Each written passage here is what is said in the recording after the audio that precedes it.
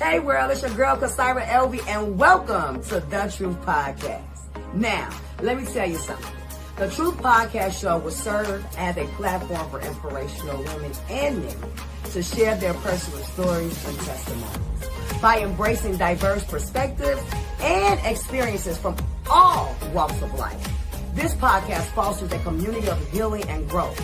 And my mission is to provide a space for individuals to find solace and inspiration in the powerful narratives of others who have overcome adversity. In addition to feature inspirational stories, I shed light on various organizations making a difference within our community and offer valuable resources to support listeners on their personal journey towards healing. Now, if you have a story that you feel is powerful and inspirational, then make sure that you contact me at truthpodcastshow.com and let's talk about you being a guest on our show as well. All right, I'm your girl, Kasira Elvie. Make sure you tune in Monday nights at 8 p.m. Central Time. Peace out. What up, world? It's your girl, Kasira Elvie. And yes, this is The Truth Podcast Show, y'all. We made it another Monday. Did y'all miss me? I missed you all. And so I'm super excited today. One thing I want to just first start off with, this conversation that we'll be having, my inspirational woman of the evening that will be on here. I just want to let you all know that there will be some type of sensitive information. Stories may trigger some people that has dealt with grief or some type of trauma due to violence. So I just want to give you all heads up now to let you know about that. Also, I want to let you all know that we're going to go ahead and pray. And then I'm going to read some information about my Inspirational Woman's organization. So let's get into it. Heavenly Father, we thank you for today, Father God. We ask that today would be a show that it would help someone, it will comfort someone, it will give someone encouragement, knowledge, and wisdom of things that they may need to do in their situation, Father God. We pray that you will use our guests and that it will be a show that will flow with the Holy Spirit. In Jesus' name, amen. So I met this young lady last year.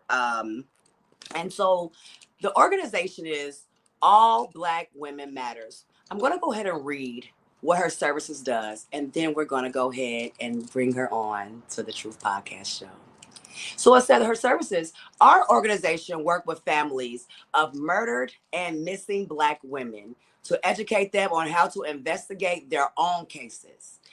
Black women have literally become an endangered species. Our unlimited goal through donations is to be able to teach these families for free these skills. They will learn how to use the FOIA, F-O-I-A, to retrieve documentations regarding the cases of their loved ones. In this training classes, they will learn research techniques, how to retrieve and compare reports. Now, I love that because as a Black woman myself, we definitely sometimes still get ignored or we're not important enough for the next nationality. So with that being said, I would love to introduce the founder of All Black Women's Matter, Tracy Maxey. Hey, sis. Hey, how you doing? I am wonderful. Thank you once again for joining my show. I think this is going to be such a great topic today. And I definitely want to continue to bring more awareness out to your organization. And it may be someone else that also is doing the same thing you have, and we can collide and be a unit and make it grow. Exactly. Yes. So once again, I want to thank you. And so before we even do that, my favorite famous line. Tell us, who is Tracy? Oh my goodness. Okay, who is Tracy? Well, Tracy is a woman who was raised and born in Chicago. And I've always been a person that wants to help somebody. If I'm for the underdog. Me Uh, too. Yeah. all my life, I've never lived anywhere else, and so I've seen a lot of things in my life, my lifetime, going on in Chicago, and it appears that nothing gets done about it. So I went to paralegal school in 1993. I went to paralegal school, and what happened was I was working at the Cook County Jail way back in the early '90s. Hmm. And for a reason I don't want to get involved, some unforeseen reason, I was terminated. And it was like they were scared to do anything about it. The union wouldn't help, they wouldn't do anything. And so that's what drove me to say, okay, this will never happen to me again with anything, not just that situation, but whether there was landlord tenant issues or anything like that. I was like, not going to happen anymore. And so the attorney that I hired, I was like, you got to give me a job until you finish with this case. And so that's when I started utilizing my skills of what I knew how to do as far as reading, writing, researching, and everything. Because as a kid, I always said, I want to be an attorney. I want to be a lawyer. I want to be a lawyer. But long story short, that's why I got my start at working with an attorney, William Laws. Shout out to him if you ever see this. Okay. And so what I learned from him was more valuable than any money I could have ever got paid. And so that's when I went to school to be a paralegal, and I've been doing it ever since. So I love it. Listen, and little did you know that God was already really kind of preparing you for what you're doing now with your organization. And one thing that I love is the fact that you willing to give your services, your research, your heart, your soul to help someone for free. That's one thing that we lack, especially to me, my personal opinion, mostly in our Black communities. We are the ones that will give you even skyrocket prices just to help fix you or help you. And so that is good because that's what I aim for to do, with the services that I try research. I just want to help because I remember when I was down and out and didn't know. So that's good. Now, one of the things that I know we want to start, because you all, like we said, it is a sensitive matter. We are going to speak about your niece, Correct. in memory of your niece, and her name is Treasure Hendricks. So let's just go into that story, because I know one of the things, the slides that we want to show everybody is we're going to talk about drug-induced homicide, fentanyl.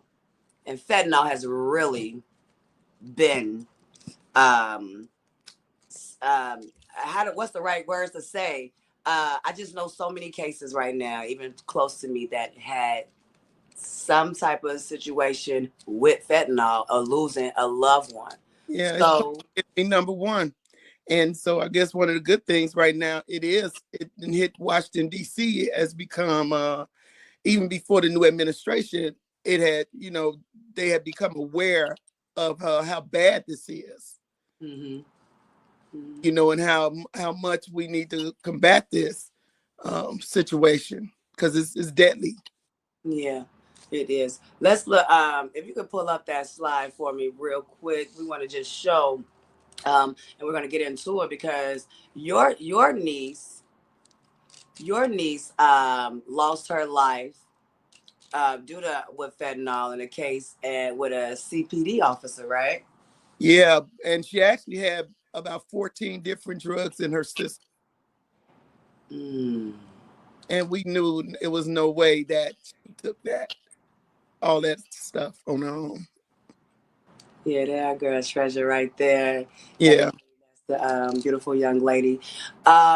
So tell us a little bit now that with your niece, what triggered you to want to start opening up and going deeper into her case?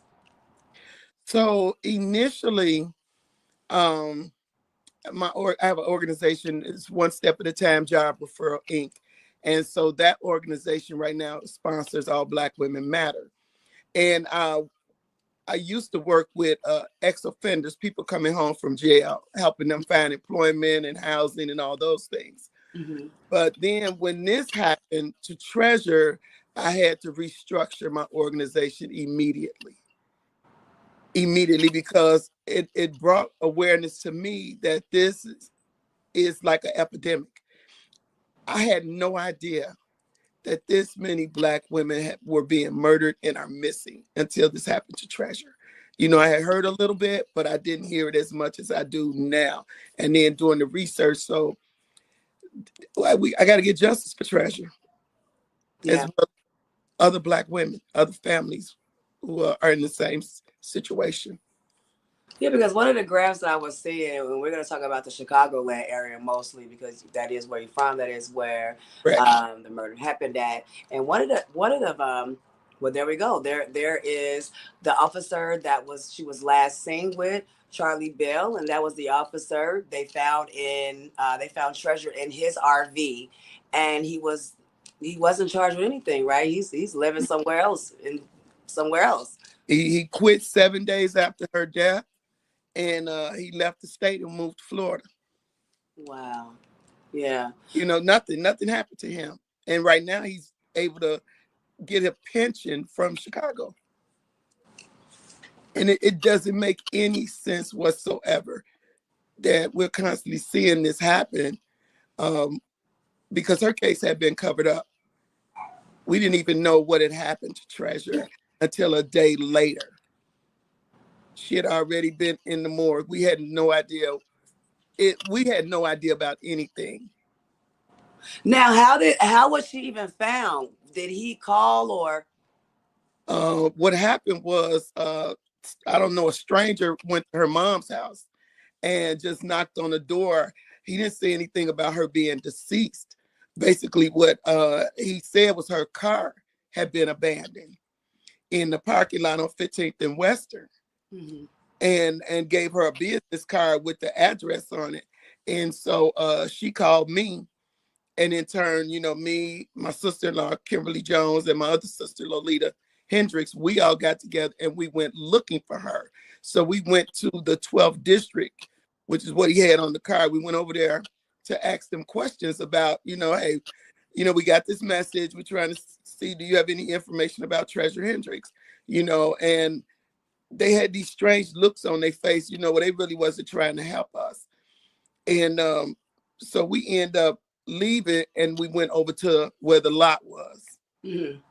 And we went driving through the lot to see if we saw her car. And we did see her vehicle parked in the back of the lot next to the RV trailer. But at this time, we still did not know that Treasure was deceased. And when we got there, the windows was down, her car was torn up, and her laptop was in the back of the car in the trunk. And I knew that was strange. Treasure would never leave her laptop unattended.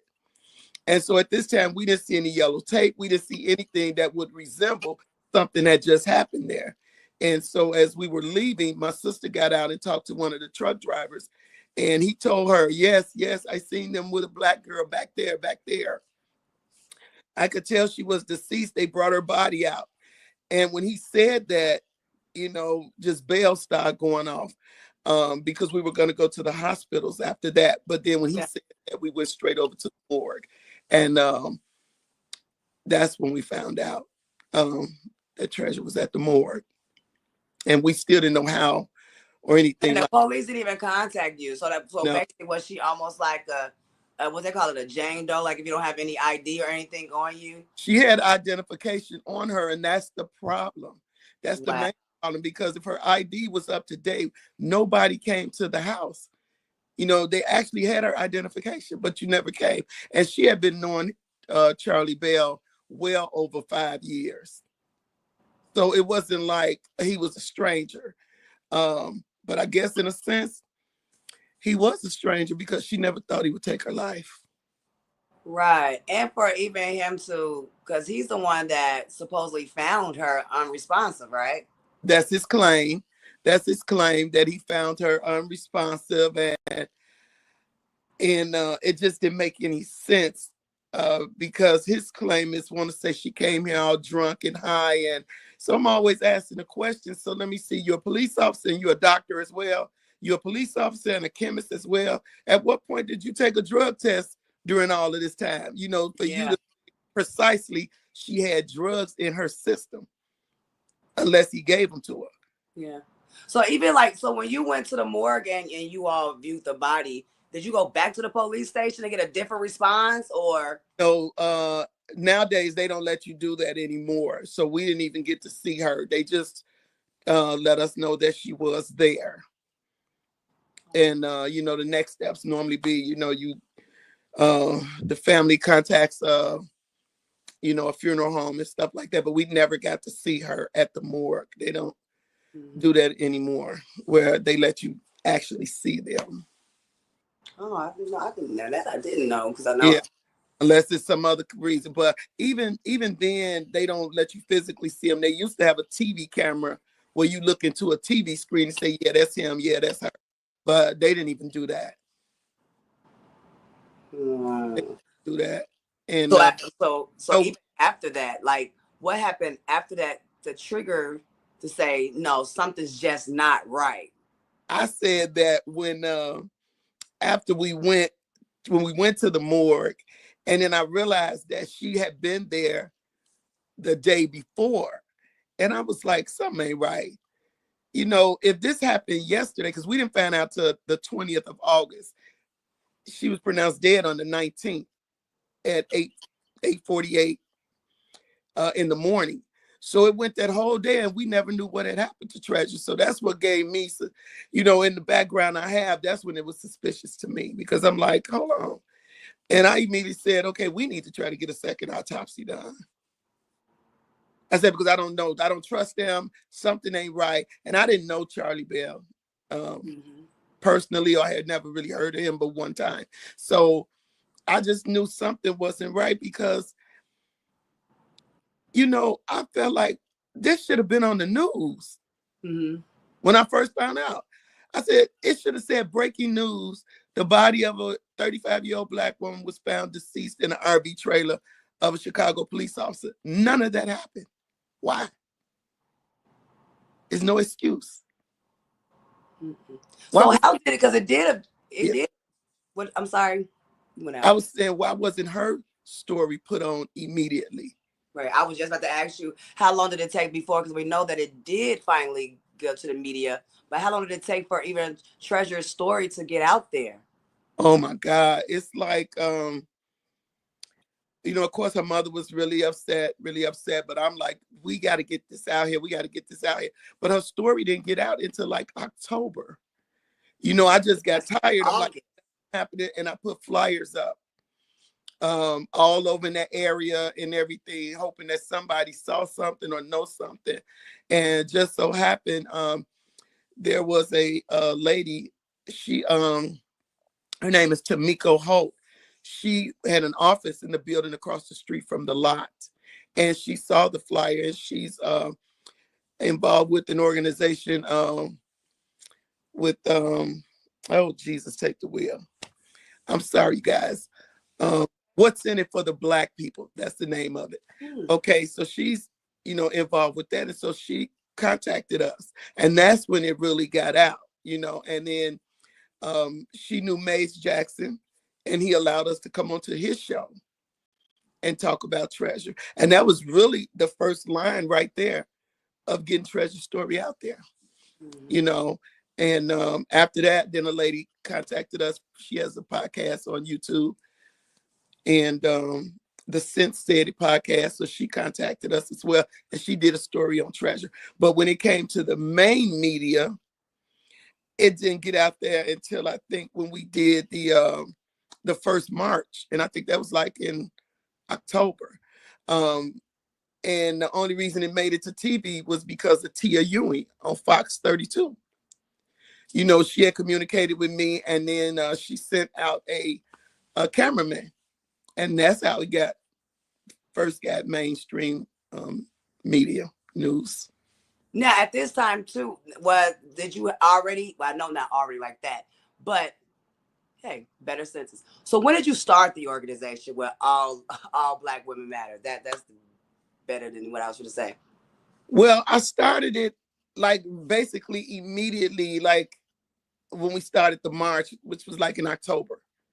because I already had my organization since 2005 where I was working with ex-offenders. Mm-hmm. But then when this happened to Treasure, I switched gears. I switched gears because it let me see just how bad this is, that Black women are coming up murdered and missing with no investigations, none. We got a pie graph too that I'm just pulling up on my other phone, you all, while y'all keep seeing me look away. We want to talk about even just showing like the difference when you was talking about how we're so used to probably hearing about the gun, like we don't hear about just other ways that you can murder. Well, you go ahead. You explain it better than I Okay. can. Yes, in this graph, this is taken from January of 2025 to Mm, this date is April. This one was April 5th, I believe, of 2025. But it's showing you, you see the graph, and it's showing you that 84% mm-hmm. are from based on the gunshot victims. And then at 13% is something else. But when you look at the other side where it says data is updated through April 5th, you look at out of the amount of homicides, 19, 18 at that time, female. Oh, okay. Yeah, we're looking at that one as sex Chicago homicide victims. Yeah, that right there. Yeah, the numbers have moved up actually. I know by the 12th of April it was at 105. And so now, as of this date, it's probably going up as well. But the thing is, this graph is only talking about um, people who have been gunned down. Yeah. Okay, if you look at the bottom graph, you see the percentage. It's telling you that 72 of these 79. victims were Black, only 4 were white, and only 20 were Hispanic. So it's clearly showing you that the majority of people that's really being murdered out here, even by gun violence, are Black. And that's not a good thing. And then when you're looking at it, that 18 were female and 79 were male. That's a problem. Mm-hmm. And then the fact that now it's got to be more because, see, they're only reporting on the deaths of people who were killed by a gun. What about the women who were killed by domestic abuse, who may have been raped and murdered, drugged and murdered, beat to death? None of that is in these statistics. And that's a problem. And that's why I'm so driven in not just finding out about Treasure's murder, but about other Black women who have been murdered or are missing in the city of Chicago, and nothing's being done about it. And Mm-hmm. so the goal is to be able to use my skills to teach, these other families, to give them their power back Yeah. Yeah. Yeah. because they get discouraged when nothing is being done. And I know that for a fact, but Or you can't afford a legal team. That's another thing with us.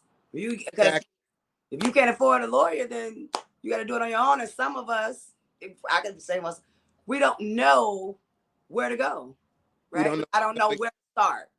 Where do I start? And so you are the go-to person now of how to start things. So that is really good. And we're going to go ahead and talk. If you could talk a little bit about after you was driven with Treasure's murder, what were some of the things that you started to do to start working on her case? Like some of the small things that people miss, but be like, that's something, that's a big clue right there. Right. Well, some of the first things I did was I wanted to see what was on the police report. I wanted to see what did they put on this report? What happened? Because nobody never told us anything. Nobody.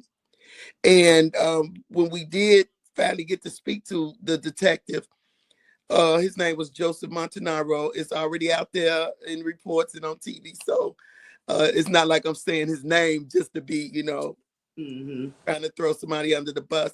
But he was the detective on the case. And he really treated us like garbage. Wow. When we put it up on social media to try to see if somebody saw something, he told my mother and Treasure's mother uh, that he would get a cease and desist against them if they didn't take it down. And I'm like, really? Because people put up flyers about their dogs being lost, and you telling us we can't put up a flyer about the death of our loved one. And so he never really did anything. He never did really anything. And so that's what kept me like, okay, this is not gonna work. This is not gonna work for me. And when we met him, one time he met with us, and that was at the Chicago Public Library. He would not allow us to even come into the police station. Wow. He told us nobody's gonna talk to you. Oh, he simply just said that. He said that nobody's gonna talk to you anyway. I said, who goes to a public library to have a meeting about the death of your loved one? Who does that? Who does that? With such a part where you could tell you all are covering up something. I knew something was going on because that just didn't make no sense. Because one thing, in a police station, you got what? You got cameras and you got recorders and everything. So if we had been able to be in a room, it probably would have been recorded or something. So what are you afraid of? I've never heard that before, that you take the family of a murder victim to a public library to talk to them. That didn't make sense. Yeah, it doesn't make sense. What's pushing me? That's what I got to find out what happened.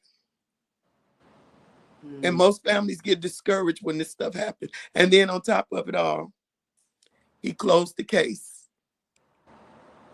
and never said anything to her mother to this day. Didn't notify the family? Did not notify the family. He closed out the case. Wow. And didn't even notify that. Now that's another smack in the face. Something's not right. Something's not right. And that's when you have to step up and do what you have to do to find out what happened. And this is to all families. You know, you get away from people that want to discourage you and say, oh, let them rest in peace. No, I want to know what happened. We are just as good as anybody else. Yeah. And the three things that they say about us is we either a drug addict, a prostitute, or a runaway. No, you're not going to put those titles on us. We deserve investigations just like everybody else. Everybody else, just like if it was their family member. Exactly. And let me ask you this. I mean, obviously it may not, but I still want to ask because I don't know fully. There's no way to is there a way to complain about the police? Oh, we did that. We filed a complaint with COPA. They did absolutely nothing. And I just couldn't understand that because we're talking about somebody that lost their lives. And so I see how they operate now too. But the lady who was there, she's no longer there. Who was running COPA, you know, when this happened to Treasure, but they did absolutely nothing. And think about it again is he's a white male, she's a black woman. Exactly. And what they did was, unfortunately, at 19 years old, Treasure got into some trouble, and she ended up incarcerated. And they said that it was for attempt murder and aggravated assault. But see, they didn't give the details of why Treasure went to jail. They didn't tell anybody that Treasure was defending her friend at her job. They didn't tell that part. They didn't tell the part about the lady assaulted Treasure first and she defended herself. They didn't tell that part because they wanted to smear her and make it look like she's this violent person. But see, they don't tell the whole story. Yeah. And so that's what they did, victimize the victim. They put a mugshot all up on TV. What was the purpose of that? Regardless of whether they did all of this even within when it got on not social media, but when it got on a platform. Yeah, when it first happened and we started talking about it more, but they brought it out after we brought it out. So now instead of talking about Charlie Bell's behavior and his lifestyle, which is grimy, they didn't do that. Right, you're trying to narrative her personality, her character. You know what we're gonna do before we finish this? We're gonna take a quick commercial break, and we'll be right back with Tracy Maxey.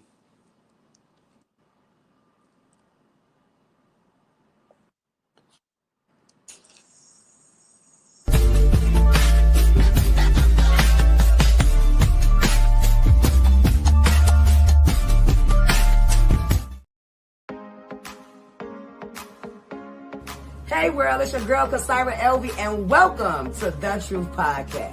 Now, let me tell you something.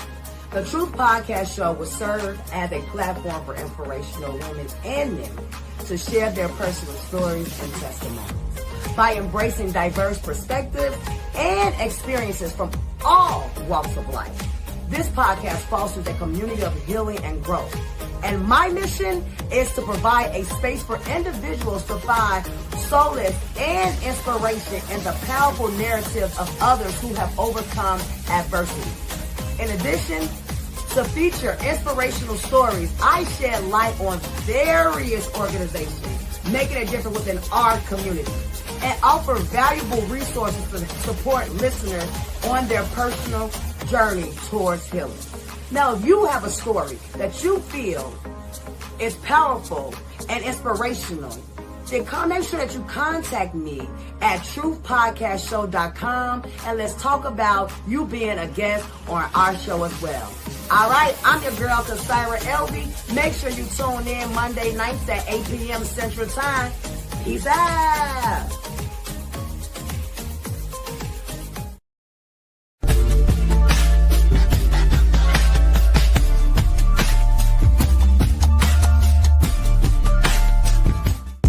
Hey world, it's your girl Kasira Elvie from the Truth Podcast Show. Make sure you tune in April 28th, Monday at 8 p.m. Central Time to hear our inspirational woman of the evening, Danielle Wells. April is Sexual Assault Awareness Month. Let's break the silence, support our survivors, and stand up for change. To learn more and take action, here are a couple of national resources. RAIN, National Sexual Violence Resource Center, Love is Respect, and a few Illinois, like Illinois Coalition Against Sexual Assault and the Women's Center. Check out the information and please share. Have a good one.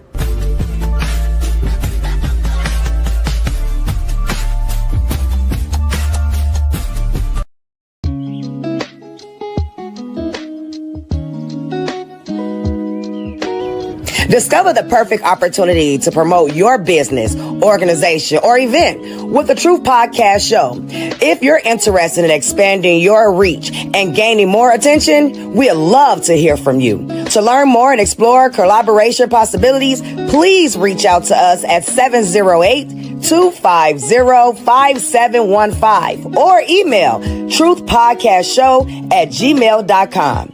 Don't miss out on this chance to elevate your brand and connect with our engaging audience.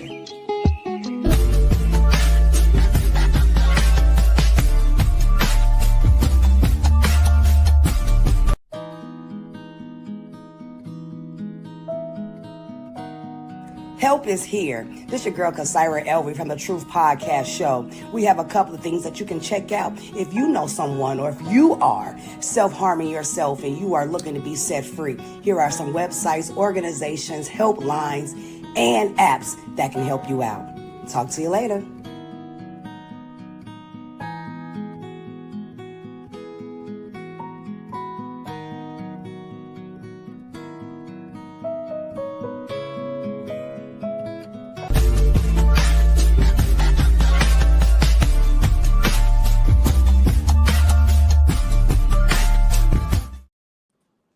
Welcome back. I'm your girl, Kasira Elvie, and this is The Truth Podcast Show. We have our inspirational woman of the evening, Tracy Mackey, on here.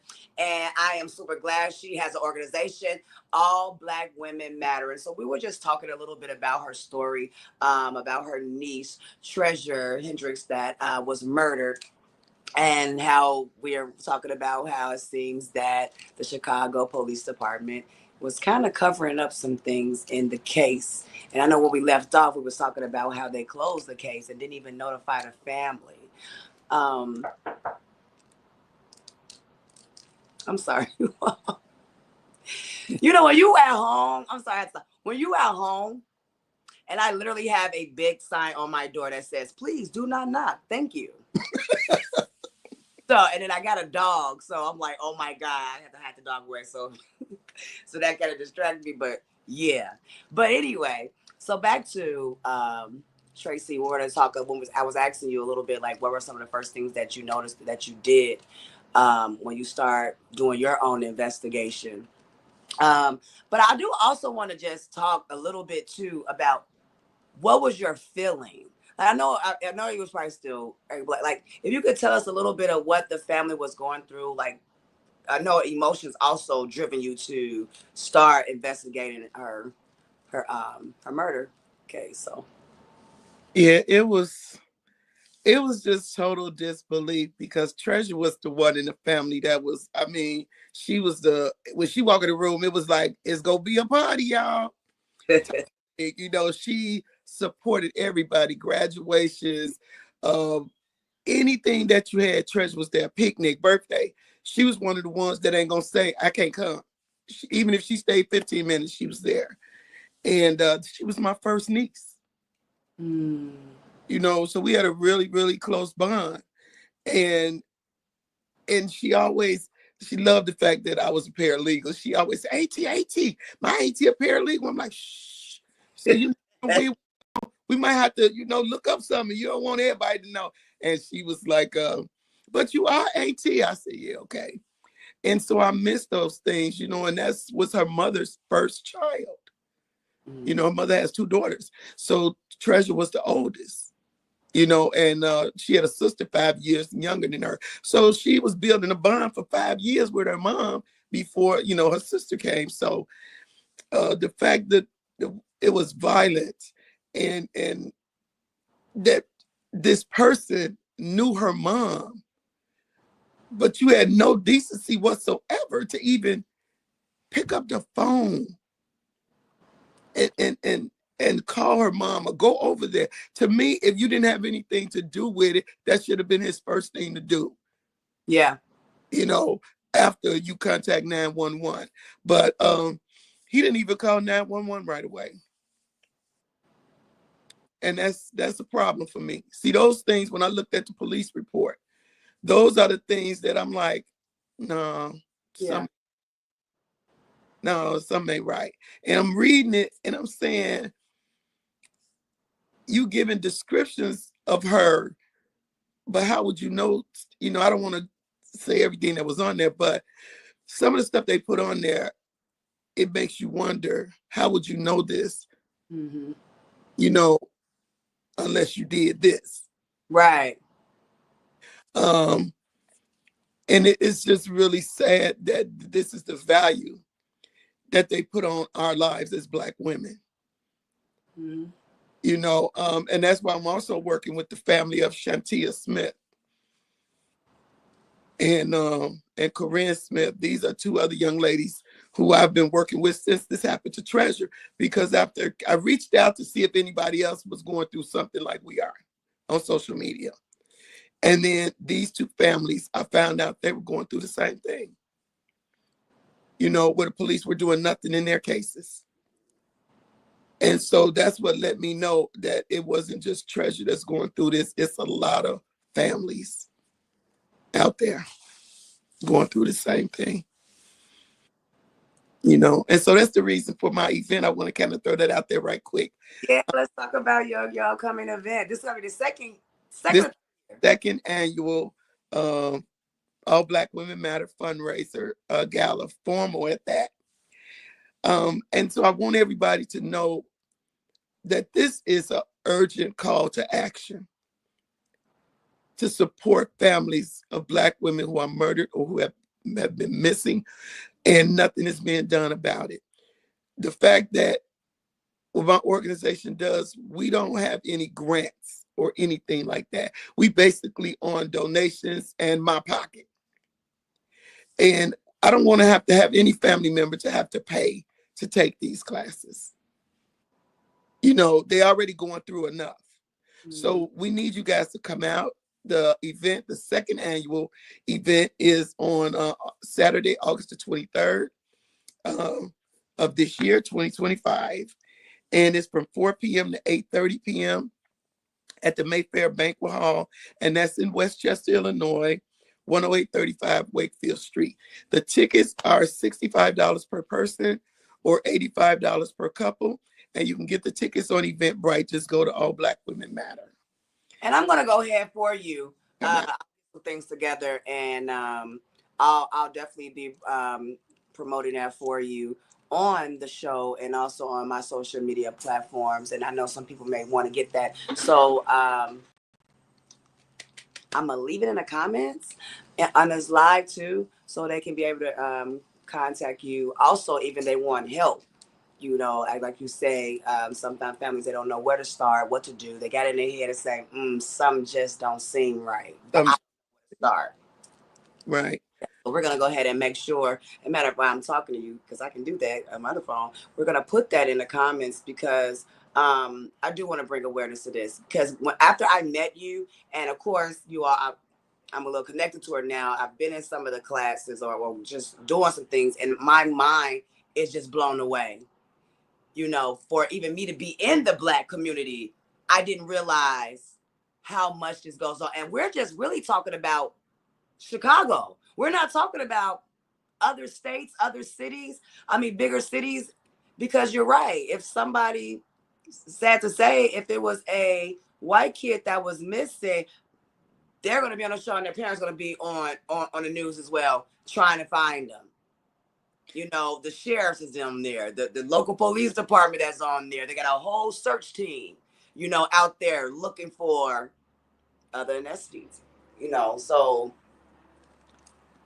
Yeah, it's really amazing. We had a few people, like I said, that kind of stepped up right away, and I've always thanked Tia Ewing as well, because like I said, if it had not been for her sending that cameraman out there that day, um, we did that first march, there would have been no video footage at all on television, none.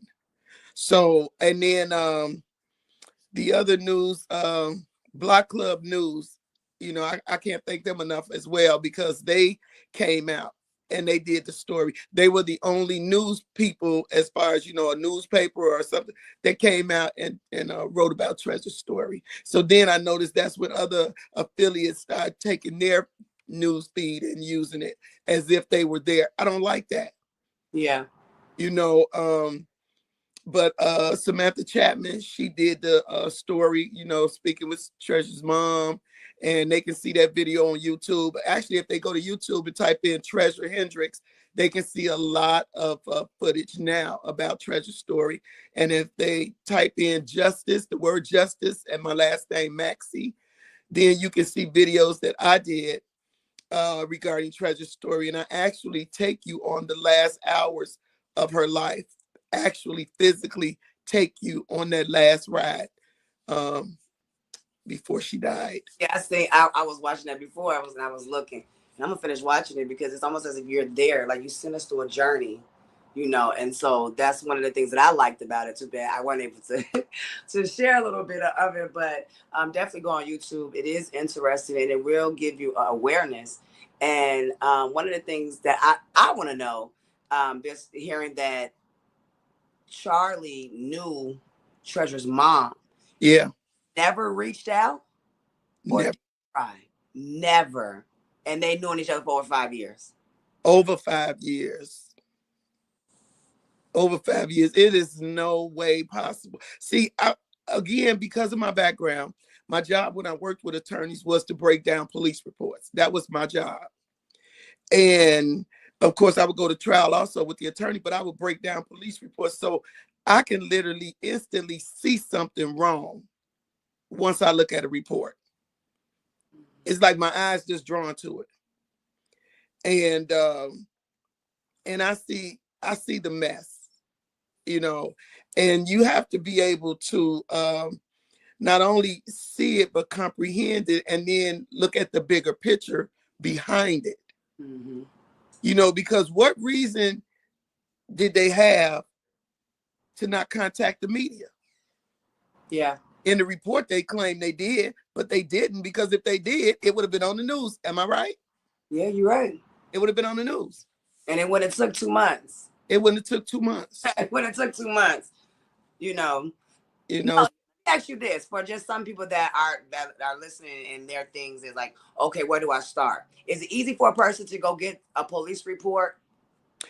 Yeah, they can actually go to 35th in Michigan to that main headquarters. It's on the first floor, Mhm. and they can get the police report. And they have to make sure you have an ID and when you go. So like if it's a mother, a brother, sister, whoever, they can go get the police report.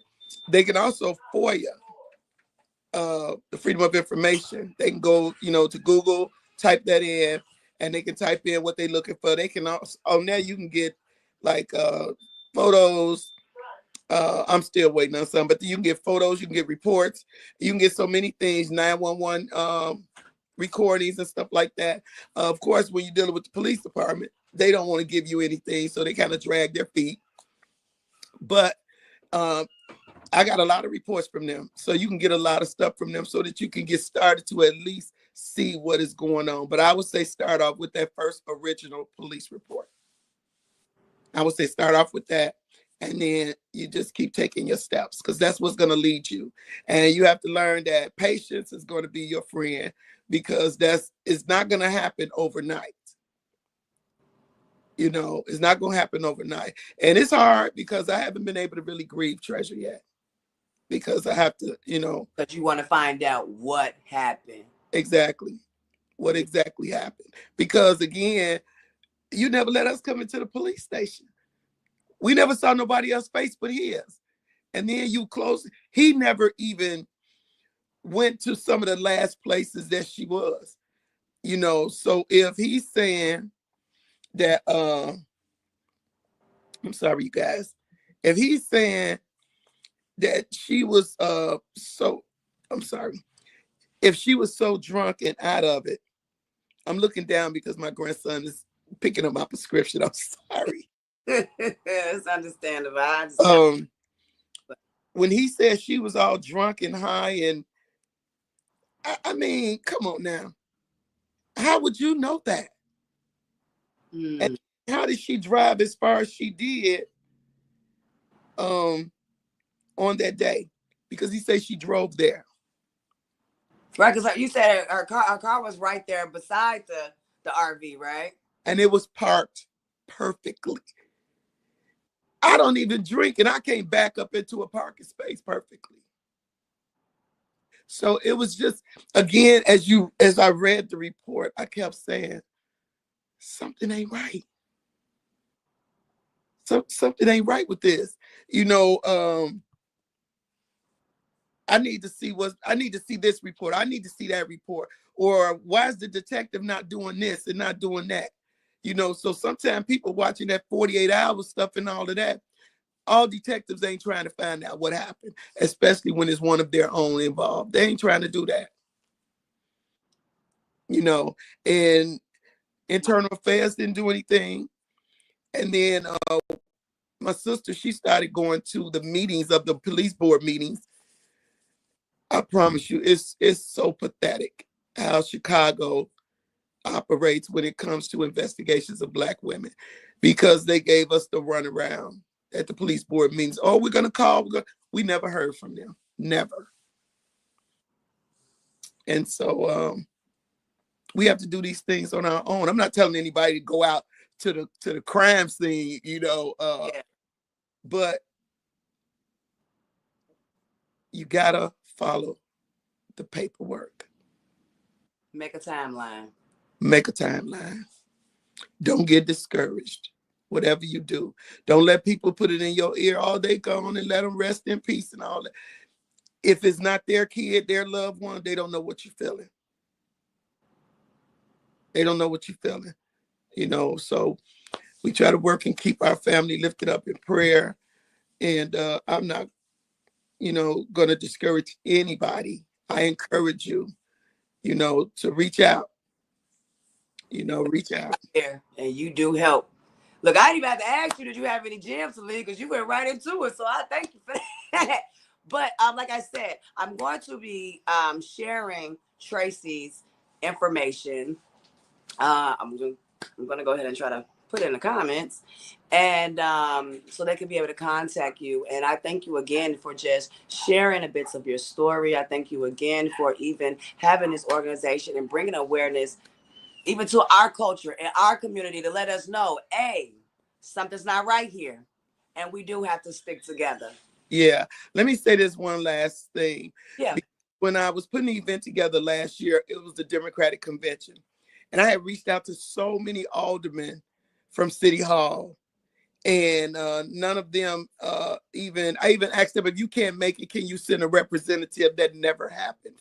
And I've been reaching out this year, no responses back. And so to you aldermen out there, every day there are Black women coming up missing and murdered in your wards. Because where Treasure was murdered at, that alderman over there, and it was at 15th and Western, Jason Irvin, that's his name. He did absolutely nothing. And her mom reached out over and over and over. And he never spoke to us or did anything. So I'm just, pleading to you aldermen.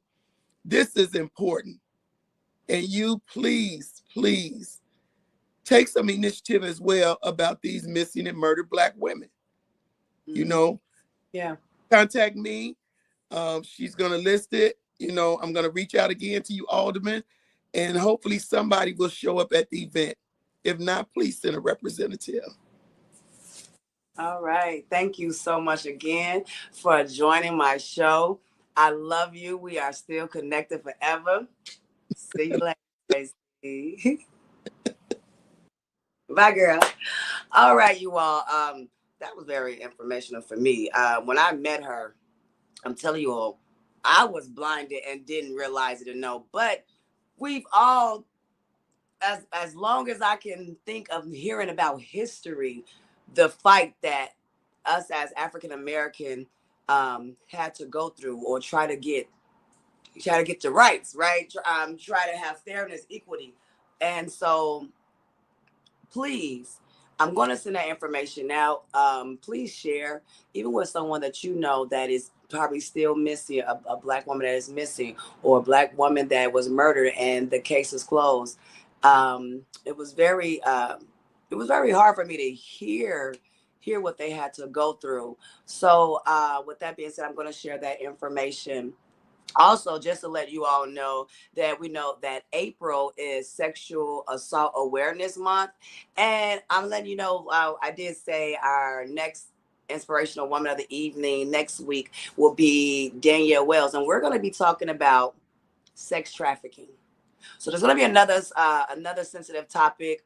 I want you to please share, tune in, let them know. Come on and hear about sex trafficking. I have another individual lady that I want on the show as well, because there was something else that I heard but didn't know. And now that I'm connected with certain people and hearing their stories, you'll just be amazed about how somebody could be sitting right beside you, probably at work, probably on public transportation, and they're being sex trafficked, and you wouldn't even know.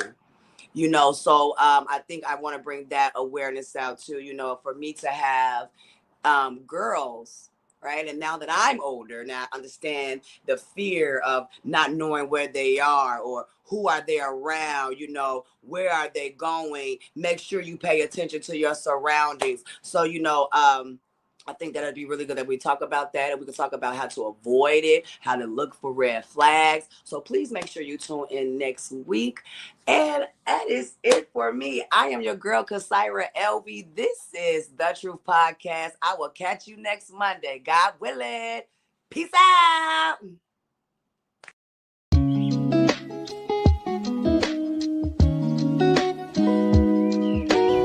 Discover the perfect opportunity to promote your business, organization, or event with the Truth Podcast Show.